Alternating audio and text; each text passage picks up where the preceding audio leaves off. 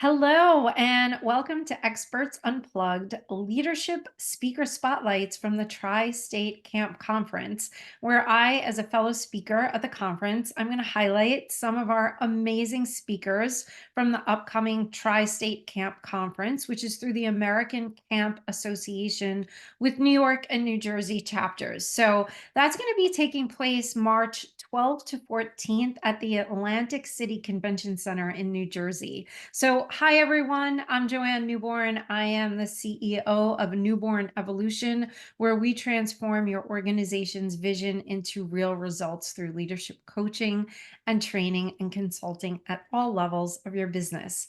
So, today I'm really excited. I'm talking to Mario Del Cueto about his talk, Recruit Staff Like a Fortune 500. So I love Mario's bio. He is an 18-year camp veteran with a passion for the intersection of sports, games, youth development, and business.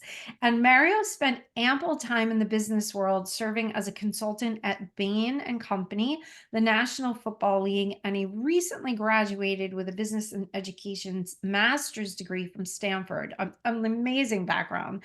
Mario currently resides in New York City, and he spent the summer of 23 as a division director at Mohawk Day Camp in Westchester, New York. And I've spent 14 years in Westchester, so I love it up there. And Mario is motivated to become an owner director in the camp space and is excited to meld business fundamentals with the magic of camp. So thank you for sharing your time with me today, Mario. Of course, it's a pleasure to be here. I'm really just excited about discussing these concepts with you today. Awesome. So your presentation, it's centered around bringing the best practices from corporate America to the world of camping. Tell me why this is so important. Yeah, I think my desire to kind of bridge this gap really stems from summer 2022, when I spent the summer traveling across the country, seeing some of the common themes across America, some of America's most successful camps. Spent time in the Midwest, in the South, in the West Coast, out here on Long Island. And I was able to see what are the underpinnings of developing fun-filled days where children feel, happy, safe, and make lifelong memories. In this realization, I observed that there were some commonalities where camps were leaving value on the table, where if they were to look at some of the inspiring leaders from the corporate world, if they were to establish some corporate best practices, they would be able to kind of improve the camp experience. I see this in kind of three ways. Camps have the opportunity to adopt corporate best practice that will, one, increase the effectiveness of the actions that their full-time year-round leadership team take in order to execute on this mission, have each one of their actions go further via standardized processes and other improvements. The second is to improve efficiency, do all the things that are on the plates of camp professionals, which we know is quite vast. Do them in a more efficient manner, giving leadership team members more time back to either recharge or reinvest in other strategic priorities. And lastly, taking some best practices from corporate America in order to generate more money from the business. Have your operations raise more profits, and in doing so, being able to reinvest in your business and thus expand the reach of your camp to serve more children. And so that is why I think corporate best practices, bringing them to camp, is so important. You make your operations more efficient, more effective, and generate more cash to reinvest in creating these fun-filled days. That's fantastic. Two things that really popped for me when you said they're leaving value on the table, because I can't even tell you how many times I see organizations doing that. And then Mhm. also you said bringing more revenue in for the camp. I mean, that's, key to every Mhm. business. So that gets Yeah. me excited. And And if that's key Mhm. across all camp types, right? That doesn't Right. matter whether it's a for-profit or a nonprofit, or you operate on a campus, or whatever have you. That that goal or that outcome allows you to expand your reach, and all camps do great things for kids. And so I want all camps to be able to expand that reach. Yeah, that's fantastic. And if you could share one piece of advice for how camp professionals could think more like corporate leaders, what would that piece of advice be? I really admire a lot of corporate leaders who have a very clear goal mindset. A concept that I really love is the concept of a golden metric. A golden metric is a non-revenue metric that identifies the health of a business. The CEO at DoorDash has established that his golden metric is meals delivered. For WhatsApp, that's messages received. Mhm. And so this figure is a signal for the growth, the health, the robustness of the business. It's not a dollar figure. It's a figure that it exemplifies a way that you are solving a key point for a stakeholder, often a customer, but sometimes, in the case of DoorDash, it could be some of your quasi employees. And so my recommendation from this world is to adopt the mindset of a golden metric, and that's going to be different for every camp. The camps that I've spent the most time involved with, it's camps that kind of far along in the maturity scale. And at that point, I think the best golden metric that a camp can adopt is staff retention. If Mhm. you can set the numerical value of what percent of staff we retain each year and take actionable steps to increase that, I think you leave less value on the table. And I'm happy to talk more about like kind of the importance of staff retention. The cost of attrition is unbelievable. Oh yeah. I think it's from the Harvard Business Review where a company of like 100 people could have costs of up to like 2.6 million in terms of attrition. So that Yeah. retention is so important. Yeah, I have three of my favorite stats about attrition. Every year, about 1 in 4 Americans changes jobs, and when they change jobs, secondly, the cost to the company is anywhere between half to twice the salary that they're being paid, and that's how you get to those figures that you mentioned there. Yeah. And then lastly, 52% of folks that leave their job state that their direct manager could have done something different to keep them around. And you bring these like three stats together, and we learn that not only is attrition costly, it's avoidable. And so each institution should be taking steps to do their best to stymie this attrition.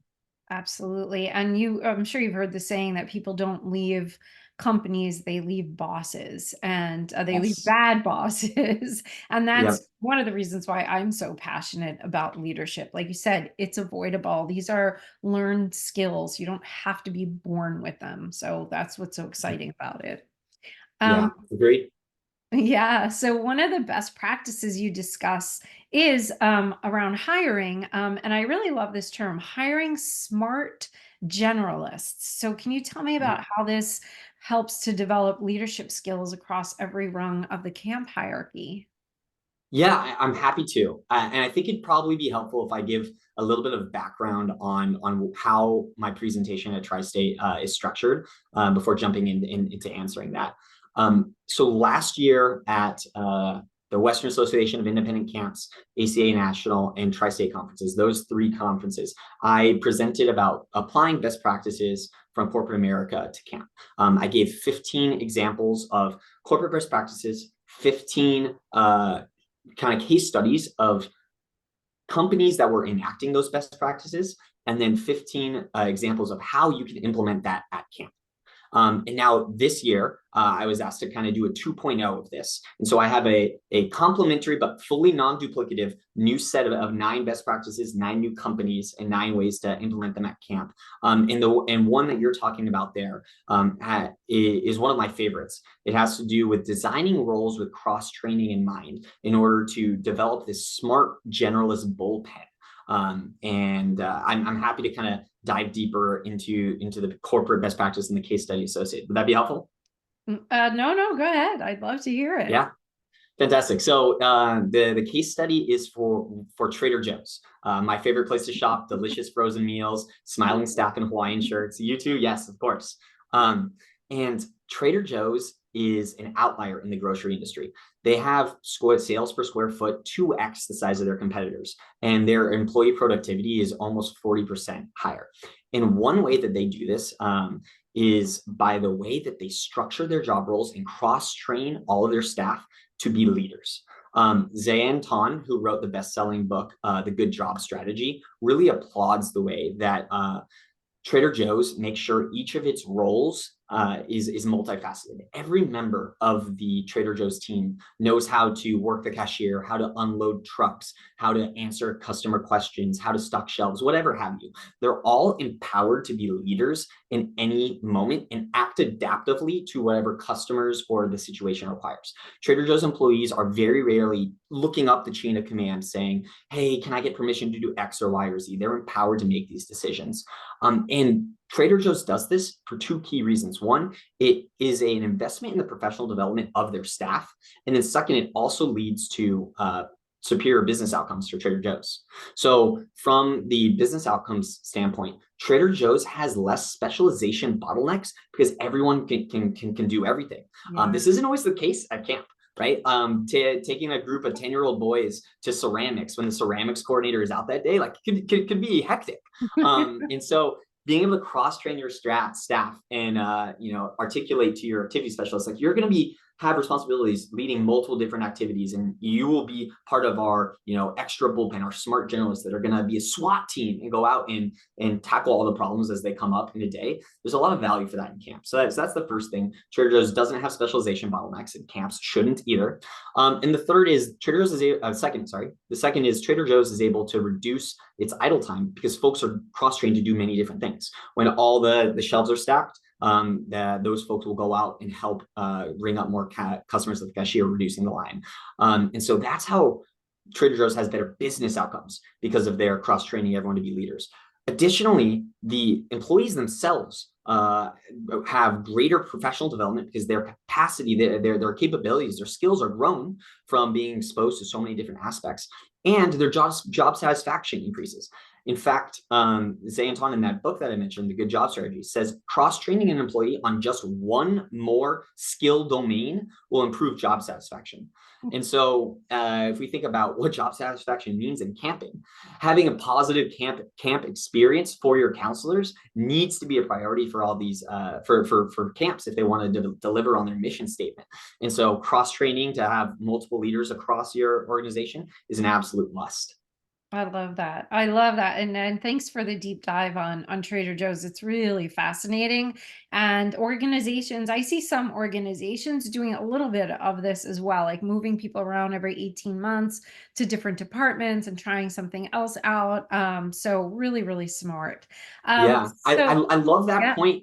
And I think that needs to start as early as the interview, right? When Mm, you're interviewing staff, it's two-sided. It's one, look for folks that have the ability to wear multiple hats, and then also communicate directly. Like their expectation is that you will wear multiple hats at this camp, and this yeah. gives young folk the ability to step into greater responsibility, greater leadership if it's an area that they're excited about.